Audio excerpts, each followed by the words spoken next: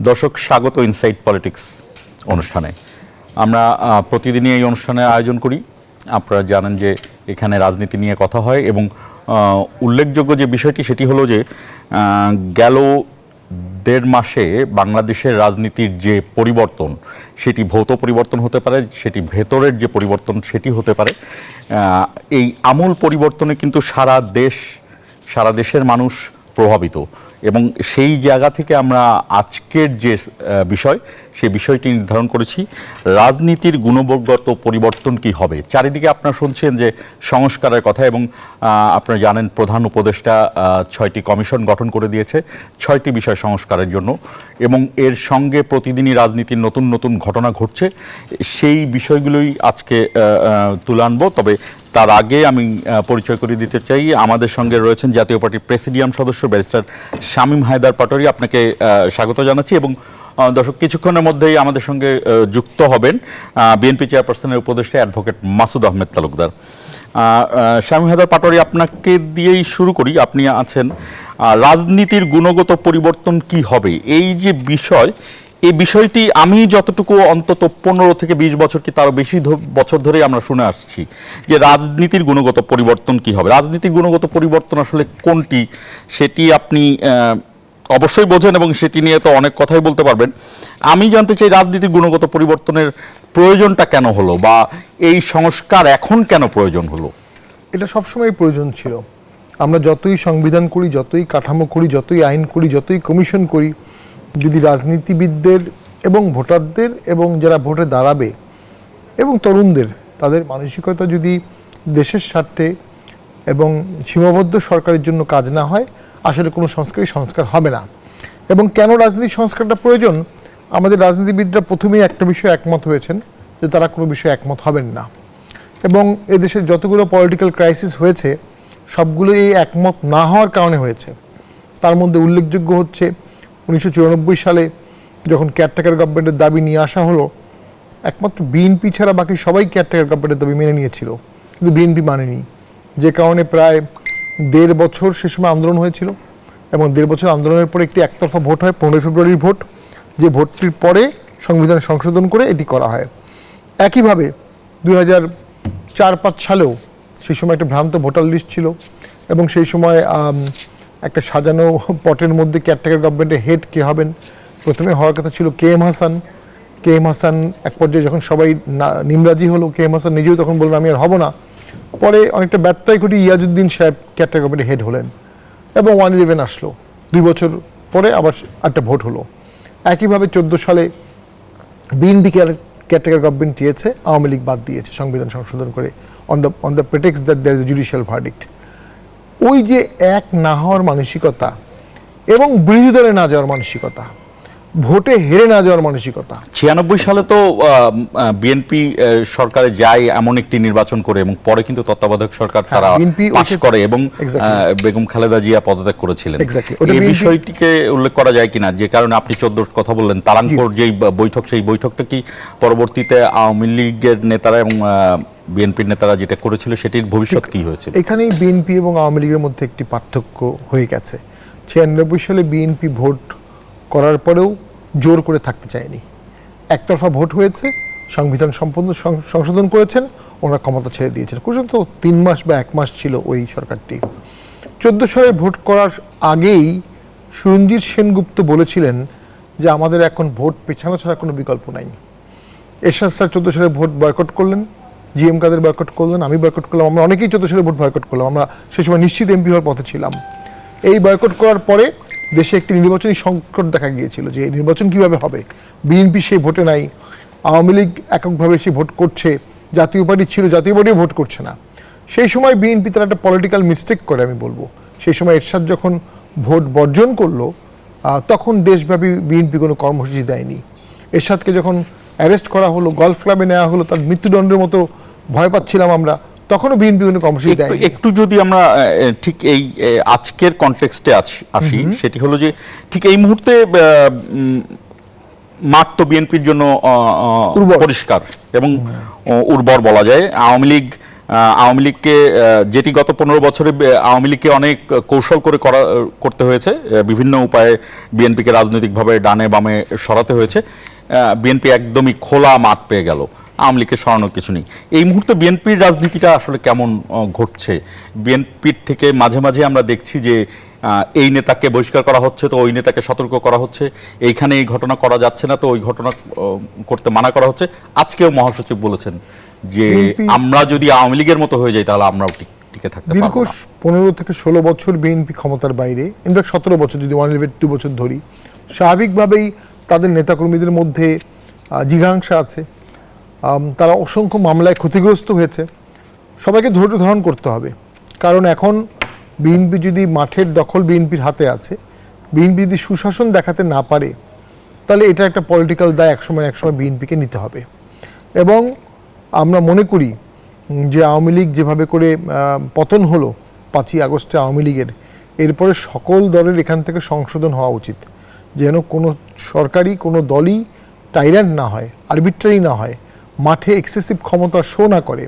রাজনীতি মানেই তো আপনার সীমাবদ্ধতা, রাজনীতি মানে আপনার ক্ষমতার প্রদর্শন না।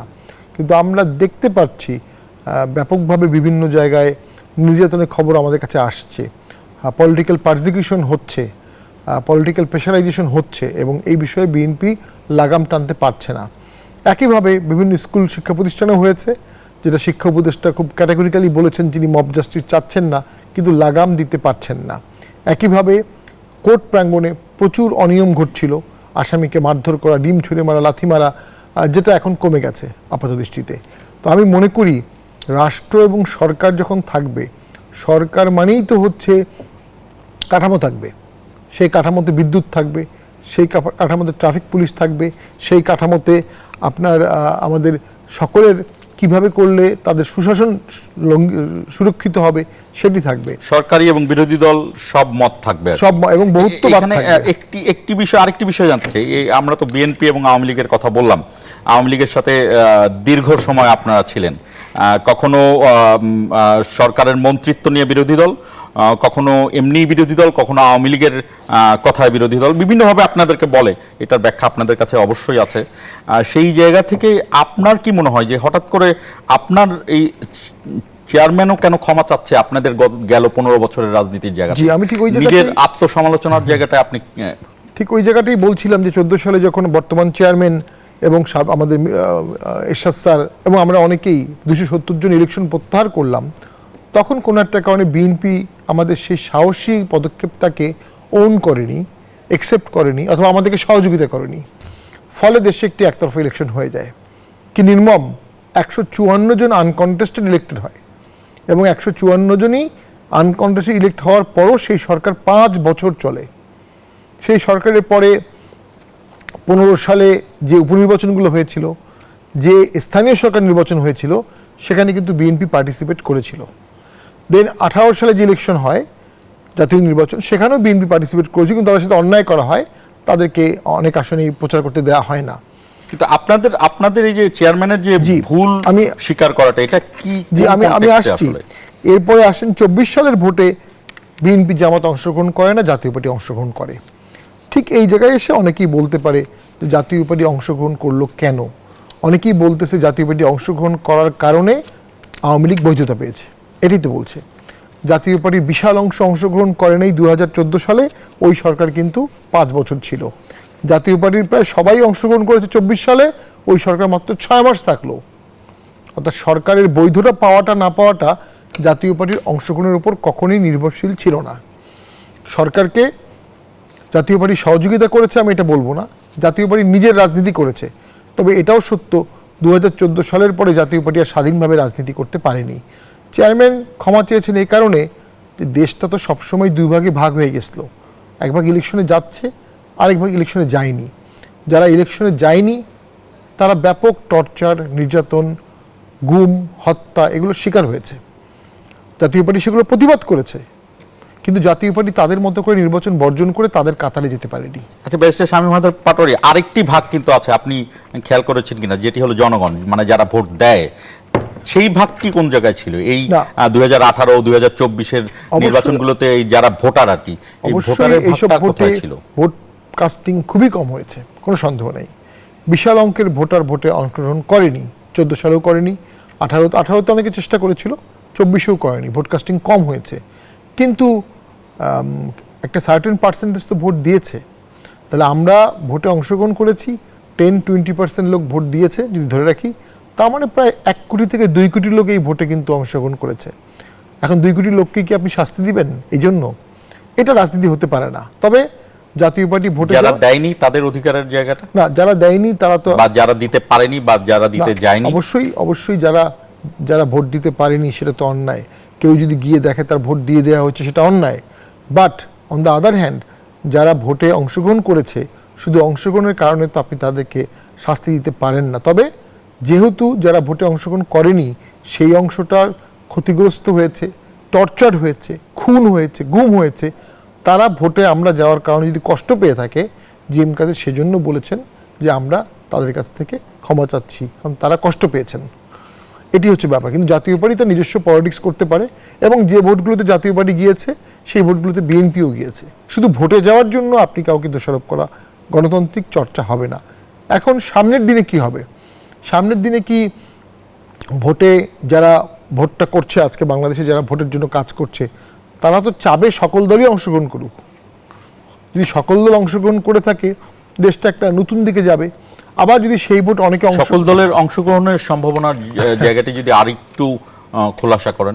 একটা হচ্ছে যে আপনার অনেকেই তো বলছে আওয়ামী লীগকে ব্যান করা উচিত, আওয়ামী লীগকে শাস্তি দেওয়া উচিত, যদিও এই বিষয়টা এখনো সরকারের দায়িত্বশীল মহল থেকে কেউ বলেনি। আর হচ্ছে আওয়ামী লীগের অনেক লোকের বিরুদ্ধে মামলা হচ্ছে, সে মামলাগুলোতে কনভিকশনও হতে পারে। আমি ব্যক্তিগতভাবে মনে করি সকল দল যদি ভোটে অংশগ্রহণ করে, এটি দেশের জন্য একটা নতুন ধারার সূচনা ঘটবে। এবং আওয়ামী লীগকে নিষিদ্ধ ঘোষণা কি অনেকটা জামাতকে নিষিদ্ধ ঘোষণার মতো কিনা? মানে এই যে কথাগুলো, এই কথাগুলো কেন এখন রাজনৈতিক দল, আমরা যেখানে সংস্কারের কথা বলছি, বাক স্বাধীনতার কথা বলছি, গণতন্ত্রের কথা বলছি, সেখানে আওয়ামী লীগকে নিষিদ্ধ করার কথা আসছে কেন, বা কারা বলছে এটা? আপনার কি মনে হয়? না, অবশ্যই আওয়ামী লীগ 16-17 বছর ক্ষমতায় ছিল, এবং সেখানে 600 থেকে 700 রিপোর্টেড গুমের অভিযোগ আছে। এবং লেটার পার্টে যে বিদ্রোহটি হলো, সেই বিদ্রোহে প্রায় 2000 লোক মারা গেছে, গুলি করে মানুষ মারা হয়েছে, এটা অস্বীকার করা যাবে না। আওয়ামী লীগ এটার দায় এড়াতে পারে না। এখন এটার দায়ের জন্য কি ব্যক্তি দায় আসবে না দলীয় দায় আসবে? কারণ আওয়ামী লীগ দলীয়ভাবে ব্যান হয়ে যায়, সেটি আওয়ামী লীগের জন্য একটা সুযোগও হতে পারে, তাদের স্কেপ রুট হতে পারে। আর যদি তারা ভোট করে, জনগণ তাদেরকে ভোট দিবে কি না দিবে এটা ভোটে দেখা যাবে। কিন্তু আমি ব্যক্তিগতভাবে মনে করি তাদেরকে ভোট করতে দেওয়া উচিত। তারা যদি ভোট করে, তারা নিজেরাও তাদের আত্মোপলব্ধি হতে পারে, তাদেরকে ক্ষমা চেতে হবে। ব্যারিস্টার শামীম আহমেদ পাটোয়ারি আমাদের সঙ্গে জুমে যুক্ত হয়েছেন অ্যাডভোকেট মাসুদ আহমেদ তালুকদার। মাসুদ আহমেদ তালুকদার, আপনাকে স্বাগত জানাচ্ছি। আমরা অনেকক্ষণ ধরে আলোচনা করছিলাম আমাদের বিষয় রাজনীতির গুণগত পরিবর্তন কি হবে, যেখানে ঠিক এই মুহূর্তে যেহেতু সবচেয়ে সুবিধাজনক অবস্থায় আপনার দলটি রয়েছে, বাংলাদেশ জাতীয়তাবাদী দল, এবং বেশ কিছু ঘটনাও আমরা শুনছি, এবং এমনকি আজকে আমরা বিএনপি মহাসচিবকে শেষ পর্যন্ত নেতাকর্মীর উদ্দেশ্যে একটি মন্তব্য করতে শুনলাম, সেটি হলো যে আমরাও যদি আওয়ামী লীগ হয়ে যাই তাহলে টিকে থাকবো না। আসলে এটি যে খুব বড় আক্ষেপের জায়গা থেকে বলেছে বা এতটা খারাপ অবস্থা তা নয়, তবে নেতাকর্মীদেরকে এক ধরনের সতর্কবাণী। মাসুদ আহমেদ তালুকদার, আপনার মন্তব্য। ধন্যবাদ জনাব শামীম হায়দার পাটোয়ারি, এবং আমাদের বক্তব্য আপনারা যারা শুনছেন। বিএনপি ফ্রম ডে ওয়ান এই কথাই বলে গেছে যে বিএনপিকে ধৈর্য ধরতে হবে, অসহিষ্ণু হলে চলবে না।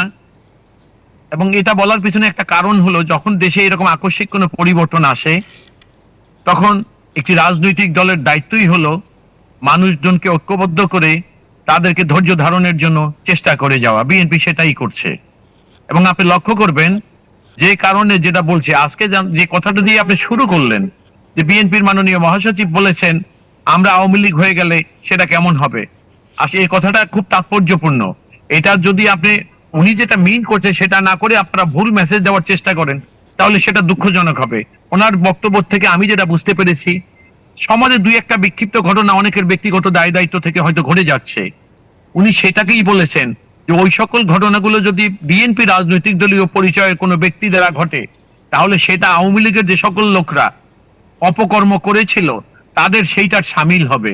সুতরাং আমাদের ওই সকল লোকেরা যাদের বিরুদ্ধে যদি এরকম কখনো কোনো অভিযোগ আসে যে তারা কোনো রকম হিংস্রতা অথবা কোনো অন্যায় এসব জড়িত হয়, তাহলে সেটা বিএনপির মতো করে, অর্থাৎ আওয়ামী লীগের প্রতি মানুষের যে মনোভাব হয়েছে বিএনপির প্রতি সেই রকম হবে।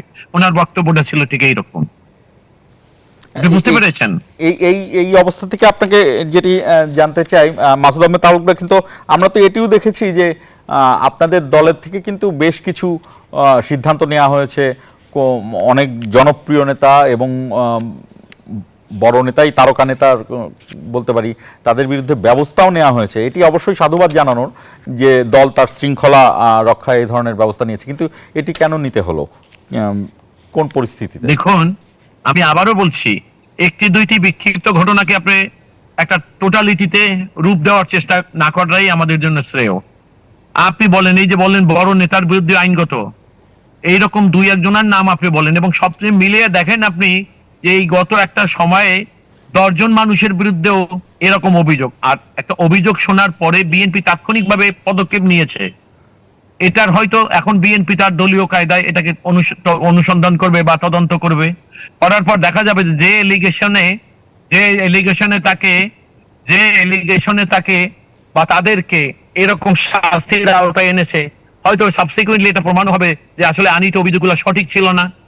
না, সেটি তো হতেই পারে, তবে দলের যে এই অবস্থান, সেই অবস্থান তো অবশ্যই এক ধরনের সাধুবাদের কথা বলছে, কিন্তু বিভিন্ন জায়গা থেকে কিন্তু সেটাও বলা হচ্ছে। মাসুদ আহমেদ তালুকদার, আপনি আসুন, আমরা আপনাকে আমাদের মূল স্টুডিওতে চাই, স্বামী আমাদের পাত্রে। আমরাও একটা ছোট্ট বিরতি নিচ্ছি, বিরতি থেকে ফিরে আবারও আসবো। দর্শক দেখছিলেন ইনসাইড পলিটিক্স।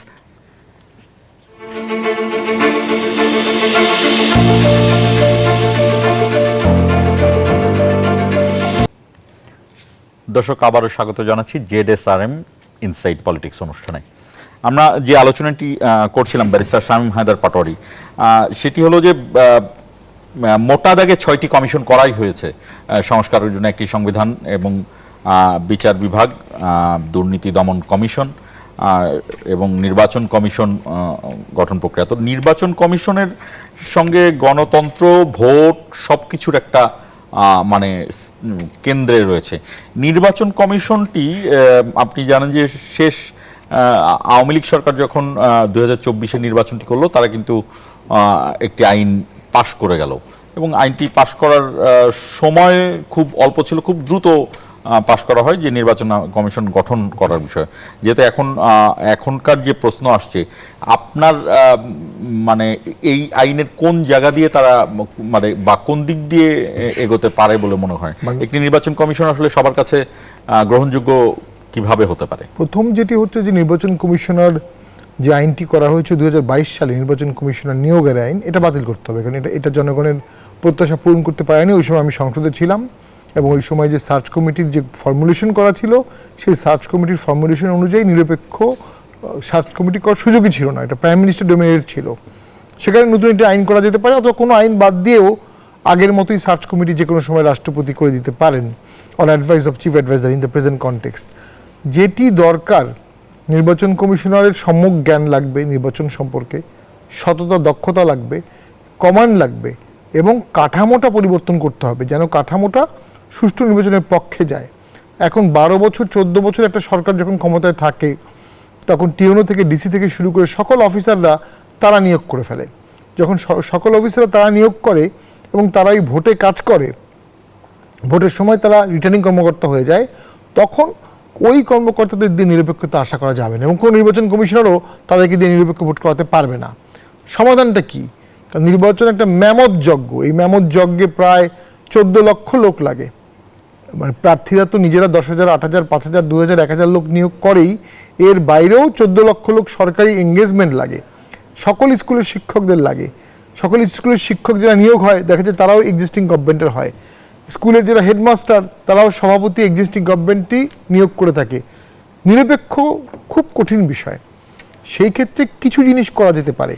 তার মধ্যে একটা হচ্ছে, যখন আমাদের সংবিধানে বলা আছে যে ইলেকশন কমিশনার নিয়োগ দিবেন মহামান্য রাষ্ট্রপতি এবং on advice of prime minister, এবং প্রাইম মিনিস্টার যে অ্যাডভাইস করবেন সেটাই তাকে মানতে হবে। প্রাইম মিনিস্টার অ্যাডভাইজের টার্মটা এখান থেকে বাদ দিতে হবে। আর্টিকেল 48 সাব আর্টিকেল 3-তে বলা আছে দুটি কাজ ছাড়া সমস্ত কাজ রাষ্ট্রপতি করবেন on advice of prime minister. ওই দুটি কাজের জায়গায় একটা শিডিউল দিতে হবে, আরও অনেকগুলো কাজ রাষ্ট্রপতি করতে পারবেন উইদাউট প্রাইম মিনিস্টার। তার মধ্যে ইলেকশন কমিশনার নিয়োগ একটা হতে পারে। আরেকটা হতে পারে ইলেকশন কমিশনের বাজেট আলাদাই আছে, কিন্তু তাদের বাজেটিং ক্ষমতাটা আরও বাড়াতে পারি আমরা, এতটা বাড়াতে পারি যেন তারা 6 মাস আগেই অনেক লোককে নিয়োগ দিতে পারে তাদের টেম্পোরারি অ্যাডহক ভিত্তিতে, এবং তাদের কিছু টেম্পোরারি স্টাফ থাকবে যারা ভোটের সময় কাজ করবে। ভোটও তো এখন বাংলাদেশে বারবারই হচ্ছে, লোকাল গভর্নমেন্ট ভোট, উপনির্বাচন সবসময় হচ্ছে। আর যদি জাতীয় ভোটটা ফেস বাই ফেস করতে পারে তাহলে একই স্ট্যান্ডকে তারা 6 বার ইউজ করতে পারবে, 5 বার ইউজ করতে পারবে, যেটা ভারতে হয়ে থাকে। তো আমরা এখন যেটা মনে করছি, নির্বাচন কমিশন যদি সার্বিকভাবে এবং নির্বাচন কমিশন যদি সাংবিধানিকভাবে দুর্দান্ত ক্ষমতা দেওয়া আছে, সেখানে বলা আছে অল এক্সিকিউটিভ অর্গান নির্বাচন কমিশনকে হেল্প করতে বাধ্য থাকবে। রাষ্ট্রপতি নির্বাচন কমিশন যে পরিমাণ জনশক্তি চাবেন ওই পরিমাণ জনশক্তি দিতে বাধ্য থাকবেন, এবং প্যারালাল সরকারের নিরপেক্ষ হতে পারে, এবং নির্বাচন কমিশন ইন্ডিপেন্ডেন্টলি কাজ করবে। এই 3টা জিনিস কিন্তু সংবিধানে বলা আছে। তারপরও যেটা হয়ে থাকে, আরেকটা নির্বাচন কমিশনের সচিব, নির্বাচন কমিশনের সচিব যদি অন্য অ্যাডমিন ক্যাডার থেকে চলে আসেন এবং সরকার তাকে নিজের মতো করে নিয়োগ দিয়ে দেন, সে ওখানে ম্যানিপুলেশনটা করে। তো নির্বাচন কমিশনের সচিব যদি নির্বাচন কমিশন থেকেই হয়, যিনি হোল লাইফ নির্বাচন করেছেন, নির্বাচনকে ভালোবেসেছেন, সুষ্ঠু নির্বাচন ওথ নিয়েছেন, এবং যাকে ভোটের পরেও এখানে থাকতে হবে, যা রিটায়ারমেন্ট হবে, পেনশন হবে, তখন তার দায়বদ্ধতা নির্বাচন কমিশনের প্রতি থাকবে। সারা জীবন অ্যাডমিন ক্যাডারে ছিলেন, ডিসি ছিলেন, টিওনো ছিলেন, এসপি ছিলেন, সচিব ছিলেন, পরে সচিব হিসেবে আসছেন নির্বাচন কমিশনে, তার লয়ালটি থাকবে গভর্নমেন্টের প্রতি। এই জায়গাটা কাজের ধারাও তো আসলে ডিফারেন্ট হয়ে যাবে, অভিজ্ঞতা এবং এক্সপেরিয়েন্স থেকে তো কাজের ধারা সেই গভর্নমেন্টের মতই থাকবে। আমি মনে করি ডেফিনেটলি এই বিষয়গুলো আমাদেরকে ডিমার্ক করে দিতে হবে। আচ্ছা, আরেকটি বিষয় আসে যে এই রাজনৈতিক যে পরিবর্তনের সঙ্গে সঙ্গে তো সংস্কারের কথা বলা হচ্ছে। আপনি জানেন যে আজকে সংবিধান সংস্কারের যেই কমিশন, সেই কমিশনের প্রধানকে পরিবর্তন করা হয়েছে, অধ্যাপক ডক্টর আলী রিয়াজকে জায়গা দেওয়া হয়েছে। আমি একটি প্রশ্ন প্রথমে করতে চাই এবং তারপর আপনি সেই প্রেক্ষাপটে যদি আসেন। আমরা আমাদের যে বাংলাদেশের জন্মের পরের থেকে এখন পর্যন্ত আমরা একটি বিষয় শুনেছি, সংবিধান সংশোধন, কিন্তু সংবিধান সংস্কার কি আসলে আমাদের কখনো কখনো শোনা হয়েছে কিনা, বা আসলে সংবিধান সংস্কার এবং সংশোধন এই বিষয়টি কি মানুষের কাছে এখনো পরিষ্কার কিনা, এই জায়গাটি যে আসলে আমরা কি চাচ্ছি, সংস্কার এবং সংশোধনের নিয়ম কানুনগুলো আমরা জানি, কিন্তু সংস্কার বিষয়টি আসলে কি? সকল সংশোধনই তো সংস্কার, সংস্কারও সংশোধন। আপনি যেটা বলতে যাচ্ছেন, সংবিধান রিরাইট হবে কিনা, পুনর্লিখন হবে নাকি অ্যামেন্ডমেন্ট হবে, এখানে ডক্টর স্বাধীন মালিক তো সুস্পষ্টই বললেন যে পুনর্লিখনের দরকার নাই। তিনি আবার অপারগতা প্রকাশ করায় সেখানে আজকে ডক্টর আলী রিয়াজকে দেওয়া হলো। ডক্টর আলী রিয়াজ আবার কিন্তু পুনর্লিখনের কথাই বলে আসছেন। তো যদিও আমরা মিডিয়াতে জানতে পেরেছি ডক্টর স্বাধীন মালিক অপারগতা করেছেন শারীরিক অসুস্থতা ব্যস্ততার কারণে, কিন্তু এখানে একটা ইনার টেনশন আমার কাছে মনে হচ্ছে যে হয়তোবা সরকার পুনর্গঠন ফ্রেন্ডলি সংবিধান রিফর্ম কমিশন চাচ্ছে। পুনর্গঠন করা যাবে না তা না, কিন্তু পুনর্গঠনের বৈধতা দিবে কে?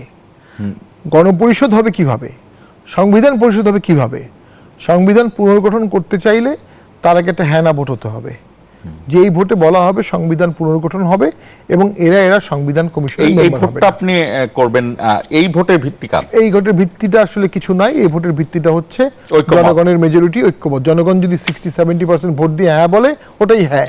আমরা যদি এই বিষয়টি নিয়ে অ্যাডভোকেট মাসুদ আহমেদ তালুকদার, আপনি শুনছিলেন, অ্যাডভোকেট মাসুদ আহমেদ তালুকদার, আপনার মতামত কি? আপনি এই আইন নিয়ে কাজ করছেন, বিচার বিভাগে কাজ করছেন, ঠিক সংস্কার বা মানে যেটি আমরা বললাম যে সংস্কার মানে পুনর্লিখনের যদি প্রয়োজন হয়, সেই পুনর্লিখনের প্রক্রিয়াটি কেমন হতে পারে? দেখুন, আজকে যে সরকার রাষ্ট্রীয় ক্ষমতায়, তারা কোন প্রেক্ষিতে রাষ্ট্রীয় ক্ষমতায় এসছেন এবং কেন এসছেন, এই জিনিসগুলো আগে তাদের মাথায় রাখতে হবে। এই দেশে আওয়ামী লীগ সরকার রাষ্ট্রীয় ক্ষমতায় যেভাবে এসেছে এবং যেভাবে থেকেছিল, সেগুলো দিনে দিনে মানুষের মনে অনেক অসন্তুষ্টির তৈরি করেছে। মানুষ দীর্ঘ সময় 16 বছর কালে কোনো ভোট দিতে পারে না, ভোট প্রথাটাই বিলুপ্ত হয়ে গেছিল। এবং আজখানে আমার বন্ধু শামীম পাটোয়ারির দল সেখানে সংসদে বিরোধী দল, তাদের নানা উপাধিতে আমরা ডাকছি, অনেক ব্যঙ্গ করি, অনেক কথা বলি, তাদের অনেকভাবে তিরস্কার করেছি, তারা এইরকম বিরোধী দল সেই রকম বিরোধী দল। ব্যাপার মূল কথাটা ছিল নির্বাচন নাই বলেই 1 মাসের কোঠা আন্দোলনে তো আর একটা স্বৈরাচার সরকারের পতন হওয়ার, অথবা কোঠা আন্দোলন হঠাৎ করে স্বৈরাচারের রূপ নিল কেন, পতনের রূপ, আন্দোলনের রূপ নিল কেন? এই জিনিসগুলা মাথায় রাখতে হবে ওনাদের, সাধারণ মানুষদের, আমাদের সবাইকে। এর কারণটা হলো একটাই, যে ভোট এখন স্বৈরাচার আন্দোলনের কাছে পতন হয়েছে। একটা ক্ষমতায় এখন যারা, তারা সংবিধানের আলোকেই তারা রাষ্ট্রীয় ক্ষমতায় এসছে। তাদেরকে বুঝতে হবে যে তারা যেই যেই জিনিসগুলো বলতে চাচ্ছে, সংস্কার করতে চাচ্ছে, জন্য খুবই প্রয়োজন। কিন্তু মুশকিল হলো যে তাদের এই সীমাবদ্ধ সময়ের মধ্যে, অথবা কি সময় তারা থাকবেন সেই সময়ের মধ্যে সেই সকল সংস্কার করা সম্ভব কিনা এক। দ্বিতীয় কথা হলো, সংস্কার করার পরে, অথবা আপনি যেভাবেই সংবিধান বলেন এবং অন্যান্য প্রতিষ্ঠান যেখানেই দেখেন না কেন, আপনি এগুলো করার পরে যে বিষয়টা হবে, এটার অনুমোদনটা কে দিবে? একটা সংসদ দিবে। একটা সংসদ হইলে মানুষের ভোট হইতে হবে। তাহলে এই সরকারকে খেয়াল রাখতে হবে। যেমন শামীম পাটোয়ারি একটা কথা বললেন, একটা রেফারেন্ডাম দিয়ে যাচাই করতে পারে যে তারা এরকম একটা বিষয় যাবে কিনা। যদি এমনটা হয় যে হ্যাঁ একটা রেফারেন্ডাম, তো রেফারেন্ডাম ইজ ইলেকশন। এই গভর্নমেন্ট এখন যে ইলেকশন কমিশন, কোন ইলেকশন কমিশন নাই, তারা ইলেকশন কমিশন গঠন, এবং সেই গঠিত ইলেকশন কমিশন এই মুহূর্তে ভোটে,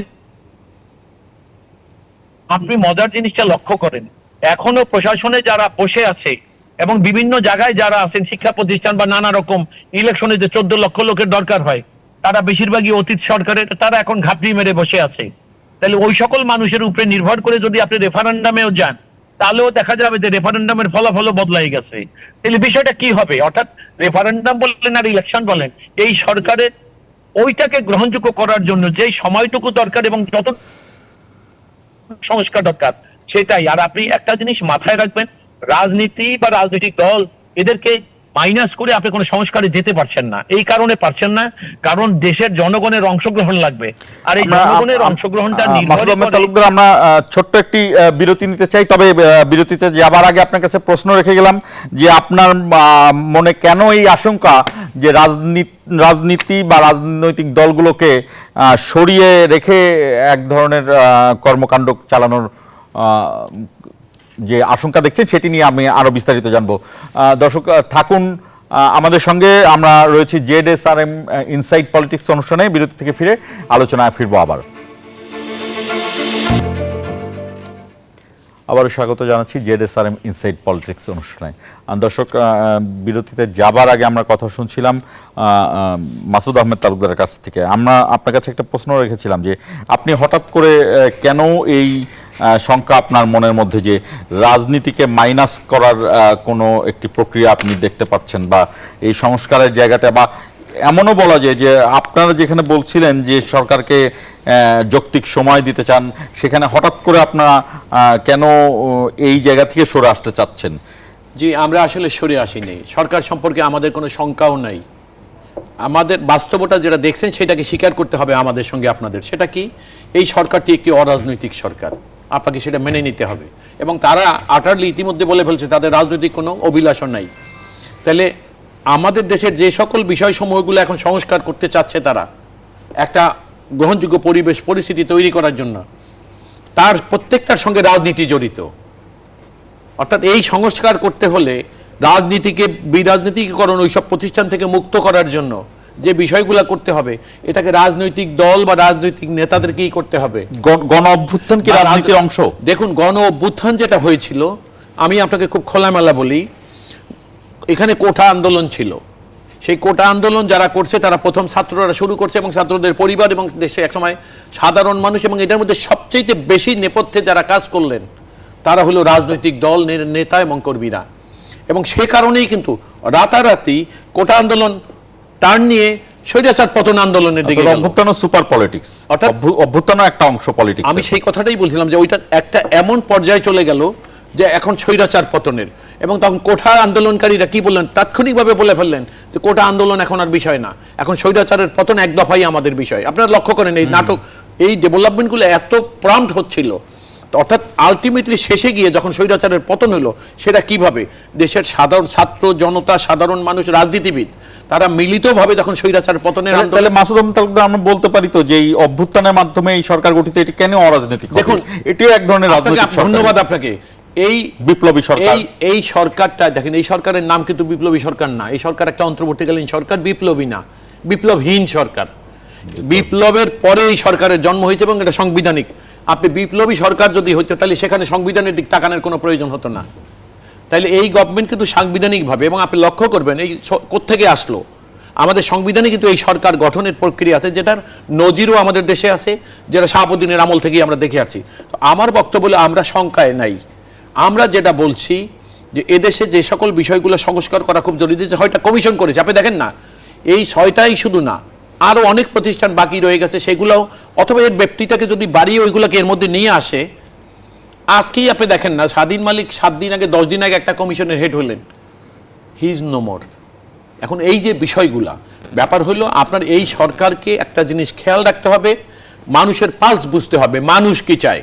এবং আপনি এটা নিশ্চিত থাকেন, মানুষের যদি আন্দোলনে সম্পৃক্ত না হতো, তাহলে এই আন্দোলন হয়তো বা ভিন্নভাবে, বা অতীতের অনেক আন্দোলনের যে পরিণতি হয়েছে সেটাই হয়তো হতো। ব্যারিস্টার শামীম আমি আমার লাস্ট কথাটা আপনাকে এইভাবে বলি, আমরা এই সরকারকে সন্দেহ করছি না, আমরা সরকারকে যুক্তিসঙ্গত সময় দিতে চাই। এবং আপনি লক্ষ্য করবেন, আমার দলের ভারপ্রাপ্ত চেয়ারম্যান কালকে একটা জনসভায় বক্তৃতা দিতে গিয়ে তিনি পরিষ্কার ভাষায় বলেছেন, এই সরকারকে সময় দিতে চাই, আমরা চাই না এই সরকার ব্যর্থ হলে, আমরা এটাও চাই না যদি কোনো কারণে ব্যর্থ হয়, সেই ব্যর্থতার দায়িত্ব সরকারকে, এই সরকারকেই নিতে হবে, যেন তাদের নিতে না হয়। শামীম আহমেদ পাটোয়ারি, এই যে আশঙ্কার কথা বলছিলেন মাসুদ আহমেদ তালুকদার, একদম শেষে আমরা অনুষ্ঠানের এই মাসুদ আহমেদ তালুকদারের যে শঙ্কা, যে আমার কোনো সংখ্যা নেই, আমি আবারও ভুল করছেন, আমি বাস্তবতাকে তুলে ধরছি। আমার এই সরকারকে আমরা সন্দেহ করছি না, জি। না আমি একটু পরিষ্কার করি, একটা রং মেসেজ যাবে না হয়।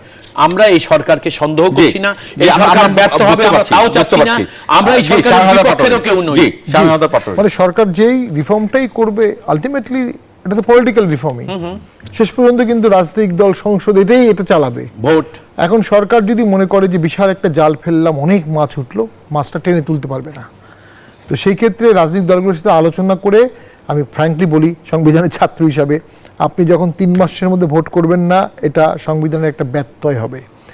একটা এক্সেপশন হচ্ছে act of god, internal disturbance, আরো 3 মাস, 6 মাস। আমরা যেটা বুঝতে পারছিলাম যে দ্রুততম সময়ে আপনারা দুজনে, আমি সেটা বলছি না, 6 মাস চলে গেছে, আপনার টাইম শেষ হয়ে গেছে। দর্শক দেখছিলেন জেডএসআরএম ইনসাইড পলিটিক্স, আজকের মতো এখানেই শেষ করছি। আমরাও চাই বাংলাদেশ নির্বাচনের মাধ্যমে গণতন্ত্রের পথে উঠুক।